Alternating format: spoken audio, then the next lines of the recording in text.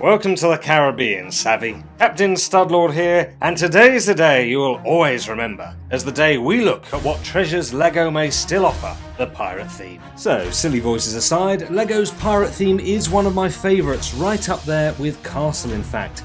And as I looked where the castle theme may go a couple of weeks back, now seems time to look at what treasured sets may lie beyond yonder horizon. Oh, and some people say Caribbean, whilst others say Caribbean. Feel free to argue below. So, gather your seamen, grab your booty, and hand me the rum. It's time to walk the gangplank and dive in. Now, it all began back in 1989 when, to accompany the launch of the new pirate theme, LEGO produced an awesome comic book in a range of languages, which even back then included minifigures. As for the sets themselves, they were numerous but small, with only a few offering more than 100 pieces. But of those larger sets, one of the most iconic was undoubtedly 6285, the Dark Shark, better known as Black Sea's Barracuda. Including 8 minifigures and a mischievous monkey, what a ship this was. Sadly, one I don't own and likely never will, at least not new.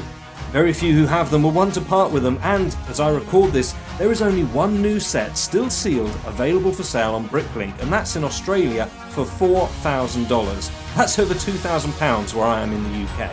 Now true, the set would be re-released in 2002 under set number 10040, but this is also hard to find new and sealed, the cheapest currently being £1,200 or $1,500 US. Then also from 1989 we had set 6274, Caribbean clippers manned by Imperial soldiers of the French Navy, the troops of Governor Broadside.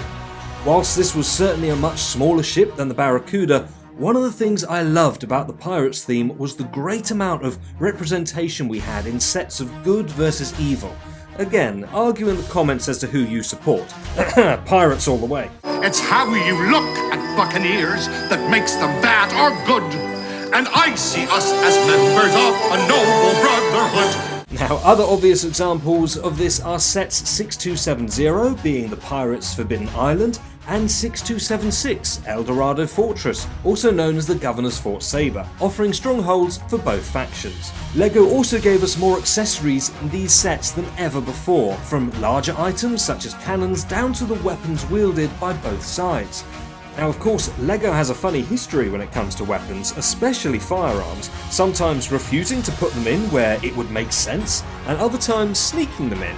My favourite probably being Bond's Aston, where the gun is supposedly a vital component of the car, and yet a spare is also conveniently included. Originally, flintlock pistols and muskets were introduced for the pirate theme, but even bigger was changes to minifigures. True, we wouldn't get dual facial expressions until 2001, but it was because of LEGO Pirates that we got new expressions, hair pieces, and thanks to Captain Roger, aka Redbeard, hook hands, peg legs and eye patches.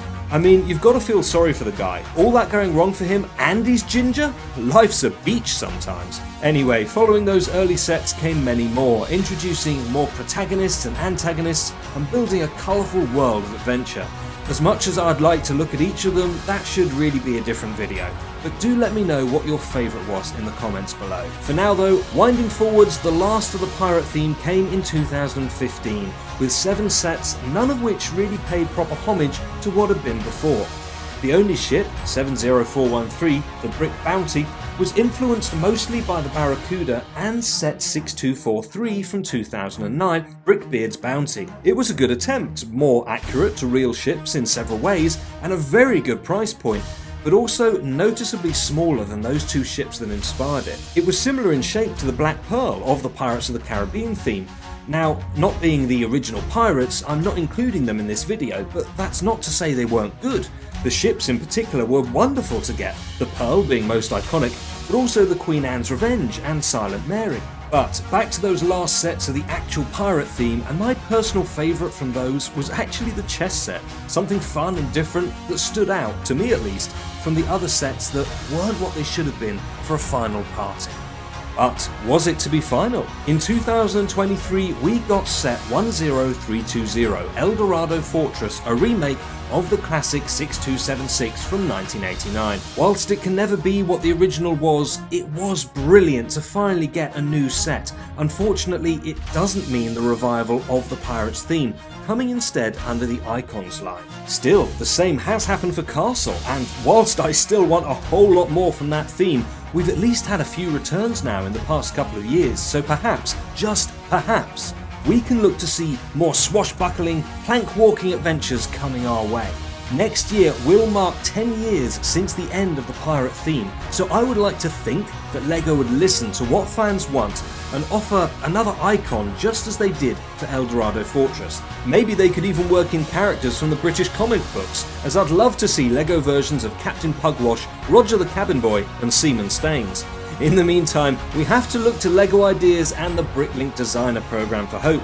The last LEGO Ideas set we got from the Pirates was 21322, Pirates of Barracuda Bay in 2020, a brilliant shipwreck version of that classic ship on the island. It was beautifully designed and a brilliant 2-in-1. Now sadly, the current offerings on LEGO Ideas do leave something to be desired, although there are some decent attempts, yet none have gathered anywhere near close to the support they need to even be considered by LEGO. There is better news though from Bricklink, with a finalist of the Designer Programme Series 2 being Ominous Isle. Crowdfunding for this series will be in June of 2024. If you want to know more info on that, I'll link in the description below to a video I've already done covering those finalists. Know this though, it's probably going to sell out quick. Then, whilst none made the cut from Series 3, Series 4 has a few good contenders. The Trading Post, which has 1,523 pieces with 5 minifigures. Seagull Bay Lighthouse Imperial Fortress with 3,594 pieces and 13 minifigures. Hug Island, which has a lot in common with the Ominous Isle and certainly a cool look to it, although personally I'd much prefer the arms were made to look like rocks. Now this has 2,912 pieces and 8 minifigures. And then, probably my personal favourite, the Imperial Frigate Minerva. With 4,000 pieces and 12 minifigures, this is a masterpiece of design, which I'm a little too excited about when looking at it. But there we have it, while some sets may be coming our way, it's never quite the same as an official new release from LEGO. Will they bring us some in 2025? They should, they could. And I hope they do. But what would you like them to release, and what seems most likely to you? Discuss below, please consider liking, subscribing and joining as a member for exclusive content and perks. Until next time, Savvy, raise the mainsail, set course for yonder horizon, and drink up me hearties, yo-ho!